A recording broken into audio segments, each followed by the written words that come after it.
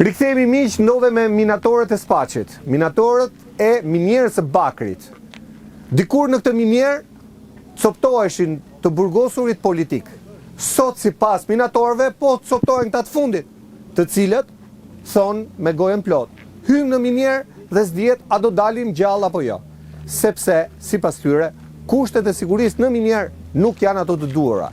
Por nuk është vetëm ky shkaku që këta minatorë kanë ndërprer punën. Arsyet janë të shumta. Janë kushtet, është paga, është edhe kontrata kolektive, që këta e kërkojnë me forcë. E thash mirë, kush e ka? Kush e do fjalë?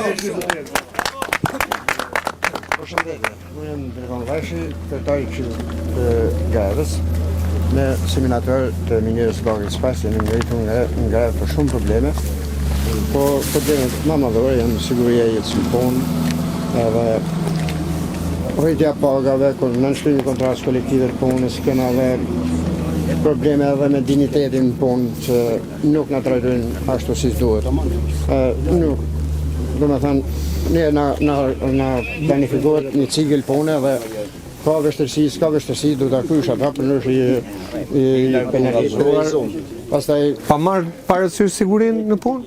Pra duhet ta bësh se s'bën? Do ta bëj, Me normë si dikur. Aja thotë është mirë, do ta bëj.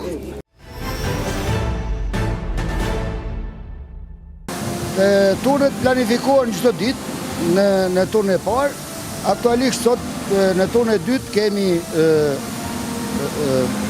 përgatitje për shfrytëzim, targetim, armatim në profilet përkatëse dhe në 553. Kemi nivele përgatitore dhe nivele që avancojnë për përgatitje për shfrytëzim.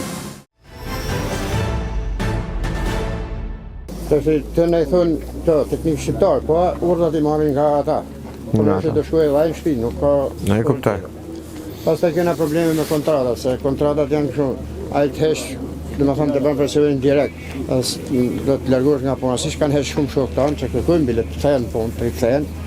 Dhe kena probleme edhe me shtetin, sepse shteti thjesht ka qenë eskort, edhe gjatë se greve, eskort e kësaj, domethënë e palës turke. Kena probleme edhe me inspektoriatin e punë, se s'ka ardha asnjëherë, ose vjen deri sa na nuk e shohim as e njohim. Pra i nuk hyn në galeri inspektoriati që të shofi kushtet tuaja? Se kena pa ndonjëherë në galeri. Sa i për ato paguhet? Tani vin taksimit një herë në vit, 2 herë në vit, nuk e di, atëherë ne na mobilizojnë gjithë që të pastojmë galeritë, nuk punojnë as makineri që të ketë mos ketë tym, domethënë fasadë që duket bukur. Tani taksimi duket me sa duket e shef si bukur, a nuk do më pa. Ore njeri me ato aparaturat që masin ndotjen e gazrave. Ato ekzistojnë, i marrin sa inxhiniera, po ka raste që thonë ta shqiptarët të zolluat puna, po përgjithësi punohet. Përgjithësi punohet. E qartë. Tani, kjo kompania operon me leje mjedisore? A i ka të gjitha në rregull? Po, dokumentet i merr, por banorët nuk i pyet fare, as institucioni shtetor. Të banorët e këtij fshati, ë? Banorët e fshatit, pra të fshatit Gurth. Po, pse çfarë problemi ka me banorët? Për shembull,